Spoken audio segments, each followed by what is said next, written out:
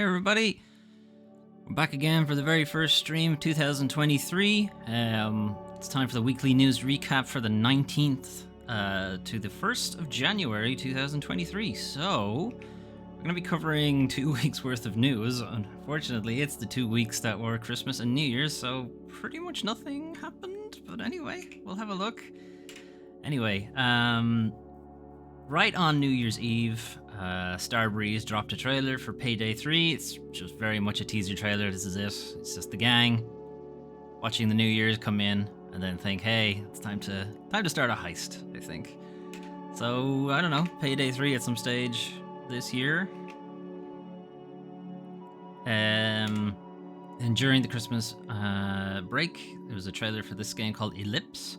It looks like it is a kind of Ori in the Blind Forest type game, so lots of focus on traversal in through like complex environments and stuff like that.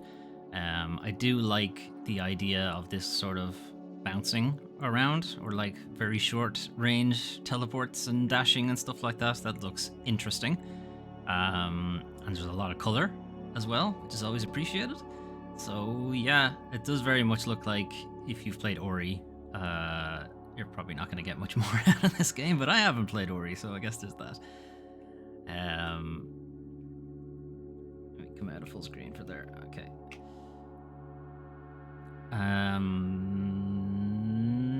Free games on Epic Store. Sorry, it's been a while since I've done these things. Free games currently on the Epic Store up until the 5th of January. You can get Dishonored, the Definitive Edition. That has all of the expansions, as well as, I believe, it's a texture pack for like super high-res textures and stuff like that. Dishonored is really good. It's like a assassin, what do you call it? Interactive sim type game, where you can, play the way you want to play. You can be really super aggressive or super stealthy, or an opportunist, or a mix of both, and all that stuff. It's fun. It's fun times. And also, up until the 5th of January, you have Eximius, Seize the Frontline, which is a hybrid FPS and RTS. So a hybrid first-person shooter and real-time strategy game. Not entirely sure how that works. It's an intense 5v5 multiplayer experience, so I'm already going to sleep, with each team comprising 4 squad officers and 1 commander. Okay, so you don't control both at the same time. It's one person is dedicated to the RTS aspects and one person and 4 people are dedicated to the first person shooting aspects, I would think. Anyway, you can have that until the 5th of January. Since it is the beginning of the month, that means the monthly subscription services are getting new games. So first up, Xbox Games with Gold, you're getting Iris Fall and Autonauts. I've not heard of either of these.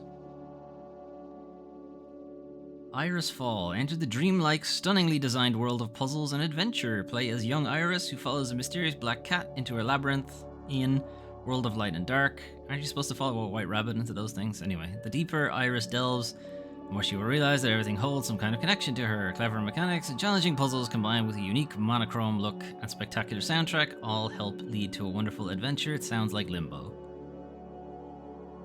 And then Autonauts. World is yours for the building. Find uninhabited planets and transform them. Starting with the absolute basics of harvesting sticks and stones, you'll begin as a survival game. Eventually, you can move up to building worker bots, or maybe it's like a base management type deal. Yeah, it's a base management type thing. Okay. Or like a satisfactory type. PlayStation Plus. We're getting Star Wars Jedi Fallen Order, Fallout 76. I feel like they should pay us to take that game. And Axiom Verge 2. For those not familiar, Star Wars Jedi Fallen Order is an action RPG. Not even an action RPG, it's an action, somewhat Soulsy difficulty combat game. It's not quite as difficult as Souls, but it is jankier. At least when I played it. There has been a PS5 update for it in the meantime that has ironed out a lot of the performance issues. I will probably go back to it. And I imagine why this is being released on PlayStation Plus now is because there is a new Star Wars Jedi Survivor game coming out this year. So I imagine they're trying to prime people to, hey, why don't you check out the original and then buy the new one when it comes out. Fallout 76 is garbage. We're gonna move on. Axiom Verge 2 is Metroid, effectively. But instead of being a bounty hunter, you are a scientist or an engineer or something like that. But it's roughly the same deal. And also on PlayStation Plus, 10 of these games are disappearing at around 17th of January, so you're going to lose. Seasons After Fall, Bound by Flame, Shine as the Lightning Kingdom, Masters of Anima, The Council, which we played on the channel. If you want to check that out, it's a decent adventure game. The Last Tinker, City of Colors, Electronic Super Joy, Leo's Fortune, Enigmatus, The Ghosts of Maple Creek, and Space Hulk Tactics. I haven't heard of most of those games. Council I've heard of because we literally played it. Shine as the Lightning Kingdom was a French developer's attempt at a JRPG. It's okay. Space Hulk is a Warhammer, I think, strategy type game. Enigmatus is a hidden object thing that is a mobile game. For some reason is on PlayStation. And the rest of them I've no idea. Bound by Flame I think is a Diablo clone. I don't know the rest of them though. Anyway, they'll be gone middle of January, so if you're interested in playing any of them, you should get a move on. Okay, new releases. So if you wanted, that's a bunch of games you could play eventually, but what if you wanted to play something right now? You can play Melatonin. It's the only game that launched practically on Christmas. Melatonin is a very chill, as you might imagine, considering the name of it, like a dreamy mini games compendium. You can even make your own mini games if you want. It's very much a chill, relaxing thing. Play it before bed, kind of thing. You know, I'm pretty sure that's its whole deal. You know, help yourself go to sleep, type of deal. Anyway, that was the only new game. I was honestly shocked any new game came out over that break. Unfortunately, though, it is now time to talk about the worst parts of the video game industry. Hey Melvin, Happy New Year. I am struggling through this stream. It's been a while since I've done a newsy thing. How are you getting on? Okay. So, over the break, Fortnite were fined $520 million for invading children's privacy and tricking players into buying things. Some people will call that advertising, but okay. Epic Games will pay a whopping $520 million as the Federal Trade Commission investigation found it invaded children's privacy and tricked some players into buying things in Fortnite that they did not want. This is the largest penalty ever assessed for a company, which is a little disappointing considering the profit that they make, but okay. Epic Games wrote in response, "No developer creates a game with the intention of ending up here. No, your intention is for the FTC to ignore you. They just didn't this time for some reason." The FTC accuses Epic of making tons of money off of kids without following the rules meant to protect them. Rules such as the prevention of collecting personal information from players who are under 13. You are not meant to do that. Slow week? It's a slow 2 weeks, Melvin. Like nothing happened over the holiday break. In-game settings that turn on voice and text chat by default. That would be fun one to levy at a bunch of other game developers who absolutely have text and voice chat on by default, and they shouldn't. Both of those are a violation of the Children's Online Privacy Protection Rule, and that resulted in half, or roughly half, of the entire penalty. And the second half has to do with dark patterns to trick players into making unwanted purchases. You're going to find these in so many other games and so many other mobile titles where they are designed specifically to make it seem like you're not buying something, but you are buying it, and then refunding it becomes a pain in the ass. Epic is accused of making it easy to accidentally buy skins when previewing them and hard to find the refund option when players want to reverse the transaction. Again, how many other games could you throw this at? When charges were reversed, Epic would sometimes ban those accounts, leaving players locked out of content that they had previously paid for. Wow, thanks. You trick me into buying something, and when I want to reverse it, you ban me.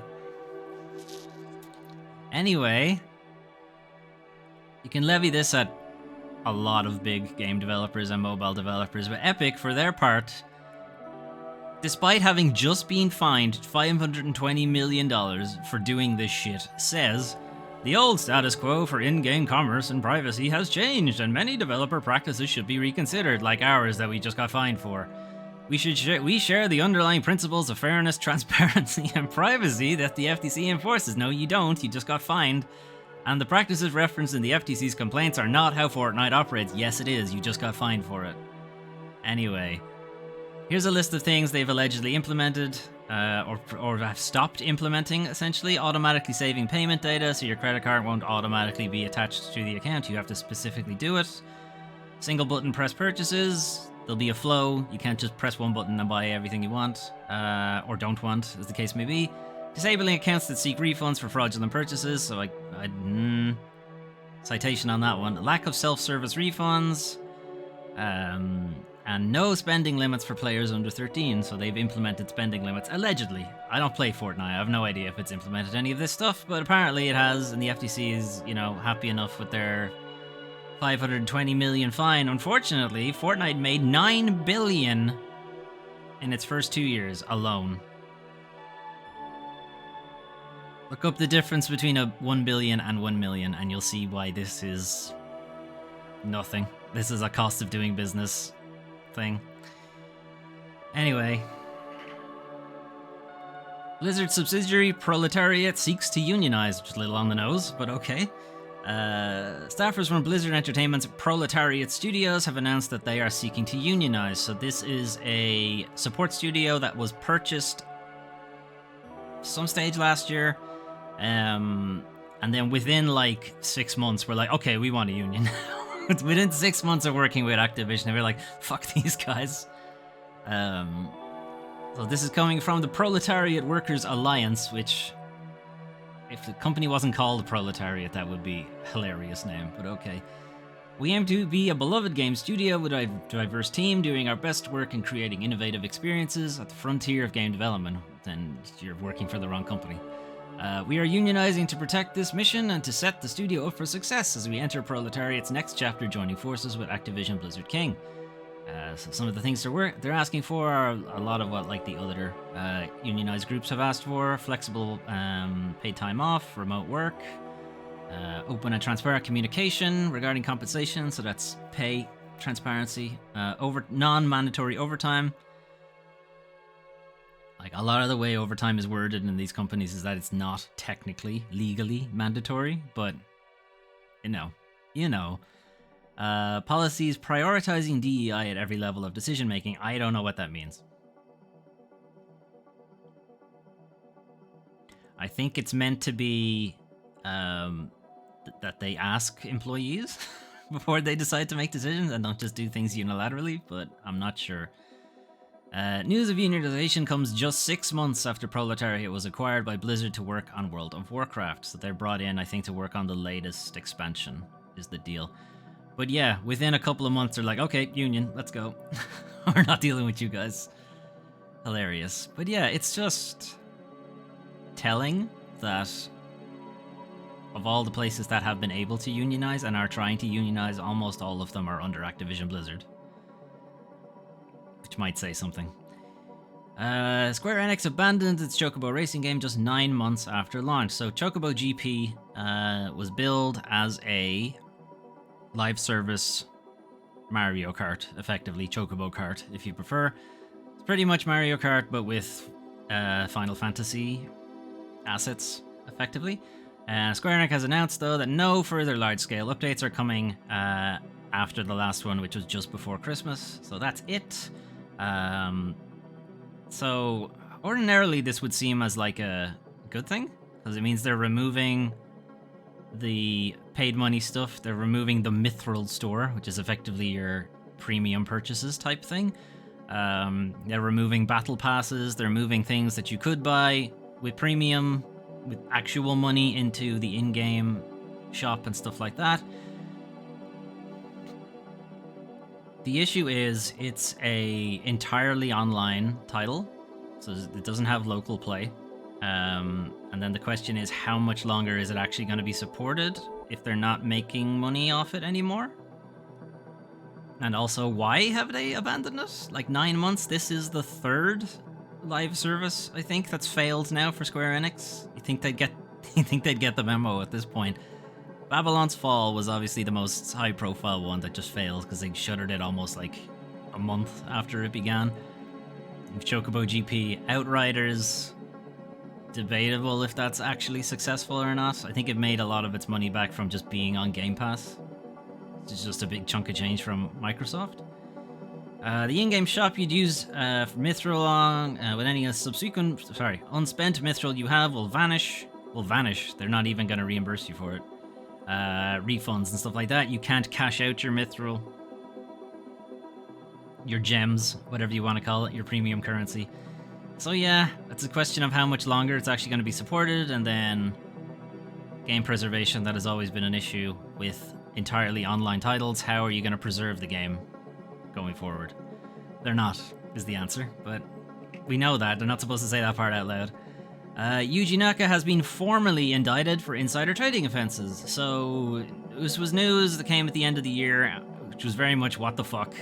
The guy, co-responsible, co-creator of Sonic the Hedgehog, was arrested for insider trading twice last year, the end of December, beginning of December, for insider trading information about a Dragon Quest mobile game and a Final Fantasy mobile game. He and another person bought shares in the mobile developer that Square Enix were going to partner with. That was not public information. You are not meant to do that. It gives you an unfair advantage in the market. Not that government officials seem to be exempt from that, but whatever, ethics. The point is, it's illegal. You're not meant to do that. He has now been formally indicted for it, so between his arrest and whatever happened, I guess they have enough now that they want to go forward with a case. So Yuji Naka and Taisuke Sasuke for investing millions of yen in a company based on insider information that are yet to be made public. So we'll hear more about that probably next year, or maybe not. Who knows how quickly the actual court trial will come up. I imagine it'll take a while. And then we're just going to finish with something stupid and something indicative of how Activision in general is just not good. But anyway, Activision Blizzard president leaves, because they're going to be bought by Microsoft soon enough, to take over the Bored Ape Yacht Club. Really? Gone from one grift to another grift? Anyway, Activision Blizzard president, not CEO, president, and COO, Daniel Allegra, has left, or is leaving, I'm not sure if he's left yet, to become CEO of Yuga Labs, who are the guys behind the Bored Ape shit NFTs. Yeah, what a great time to get into NFTs. They're almost completely out of the public space at this point, but whatever. That's just really an indication of how shitty and underhanded and disgusting the higher up echelon of Activision is that, yeah, he can just walk straight into a CEO role in this kind of thing. Gross. Anyway, what can we leave to? Right, we'll leave Melatonin to loop.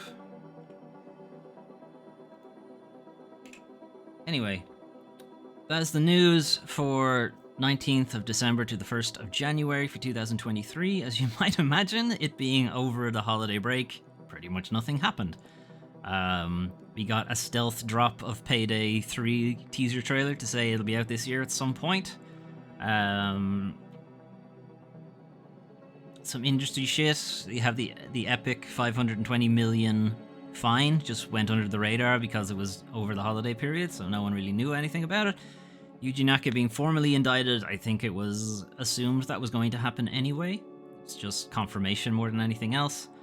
Another developer at this time, not quality assurance, but a developer actually wants to unionize under Activision Blizzard,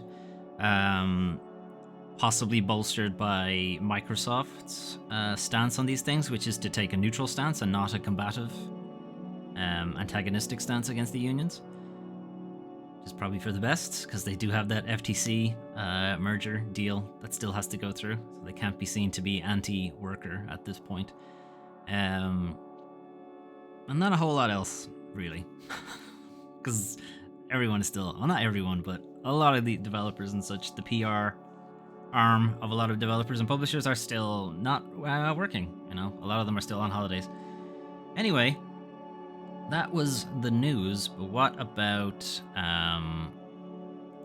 what about what's happening on the channel? So this is how we finished the second half of 2022.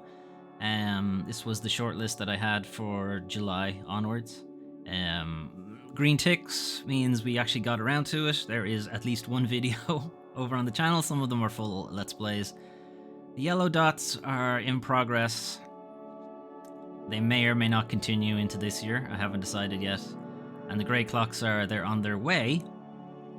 But what about for 2023? So, moving into 2023, this has changed. All of the green ticks have been replaced with new games. Most of these are either releasing ahead of June. They have a release date at some stage between Q1 and Q2. And some of them are games that are already out that I just want to play or come and get ready for games that are coming out this year. So we're not going to go through all of them, or maybe I will go through all of them. I'm not going to go through all of them. There's too many of them. Anyway, the three grey clocks on the left are the important ones because we're going to be playing those this week. So this week, with the news that Dead Cells developer is going to be working on a Castlevania deal. Zelda, yeah, you saw it, Mel, when it's there. I am going to start a new series tentatively called Foley Gets Good at Game. So it's going to be Dead Cells first because I want to be good at it by the time the Castlevania game comes out. That mightn't be until next year, but whatever. I've wanted to be good at Dead Cells for a while, so I'm going to try it. So Monday, we're going to try that. Saw Golden Idol as well. Hey, Smarty Smurf. Smarty Smurf? Smarfy Smurf. It's hard to see on my phone. How's it going? Yeah. Golden Idol will be there as well. Probably not right away. Anyway, Dead Cells on Monday. That's tomorrow. Wednesday. Oops. Spoilers. Excavation of Hobbs Barrow. We're going to be playing on Wednesday. Excavation of Hobbs Barrow is a kind of horror game set in like the British countryside. It got a lot of good critical reception last year when it came out. It looks extremely upsetting, but I've heard some really good things about it. So we're going to give that a shot on Wednesday. That will be a full Let's Play. It's out on Thursday. Yep. So we're going to give that a shot. It's meant to be like a point-and-click adventure type deal. So it'll fit into the Foley Fables series, along with this absolutely off-putting artwork.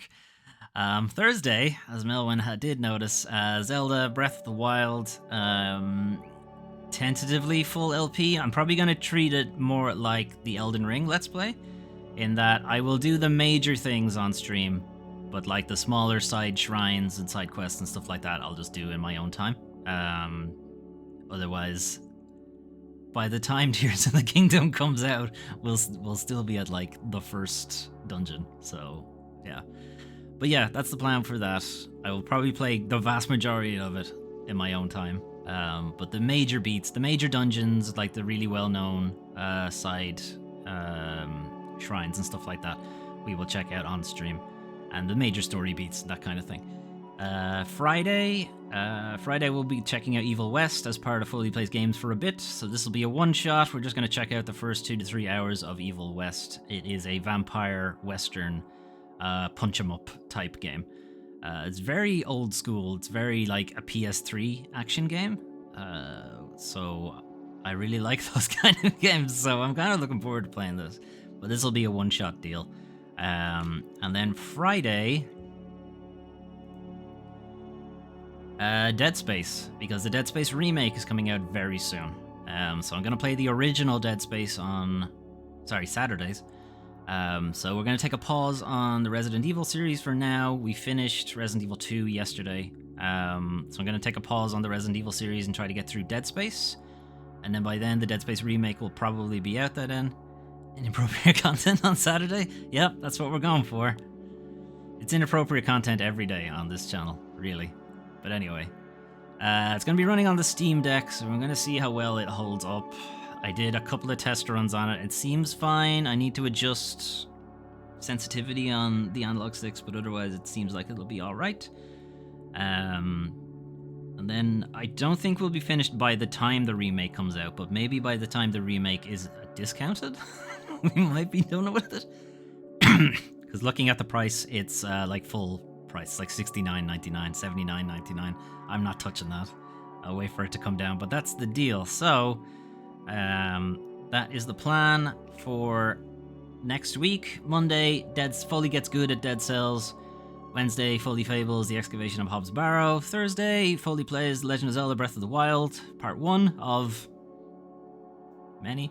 Friday, Foley plays Evil West for a bit. And then Saturday, Foley plays Dead Space, Part 1 of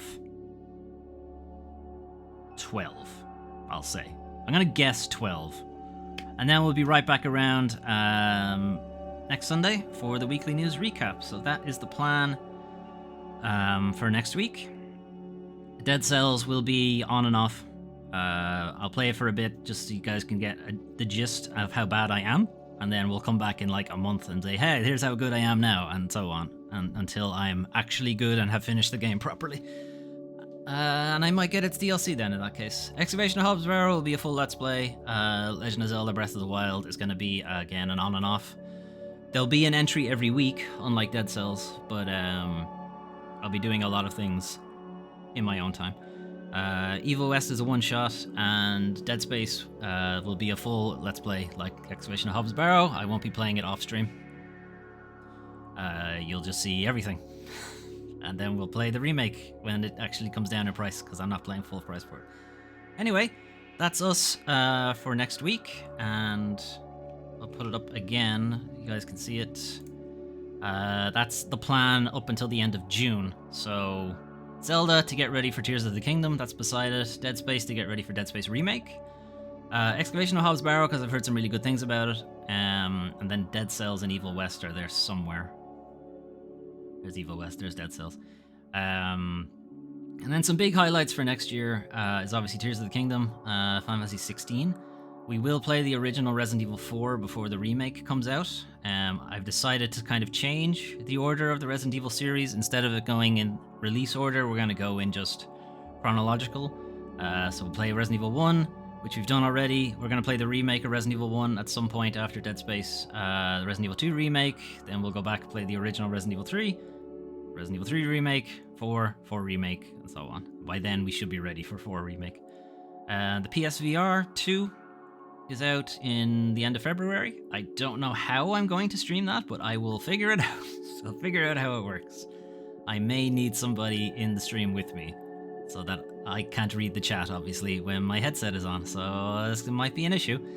Continuing Arkham, we played Arkham Asylum. I figure I'll play Arkham Knights at some point. The Wolf Among Us before the sequel comes out. Final Fantasy. So I am planning on doing and starting a Final Fantasy series, much like the Resident Evil one, where we go through the whole thing. So every major entry. The Pixel remakes or the Pixel remasters are coming to consoles this year. So I'm going to wait until they're out and then we'll start. Golden Idol, as Smurfy Smurf said. Yeah. System Shock may or may not come out this year, not sure. Anyway, there's tons of games there. Anyway, that's the news for 19th to 1st of January 2023 and the channel update for this week and going into all the way up to June. That's what we're going to be working on. So, let me know what you're looking forward to, what you're not looking forward to. What should I take off that list? What are you like, no, that game sucks, don't bother. Or what should I put, what should I promote to be a bit earlier than I was planning to do? Anyway, we'll figure it out. Have a good rest of your day, and Happy New Year to anyone I haven't said Happy New Year to yet. Thanks Melwin and Smurfy Smurf for joining the chat. It's appreciated. Have a good rest of your day. See you guys tomorrow, where I will be very, very bad at Dead Cells. Okay. See you. Bye-bye.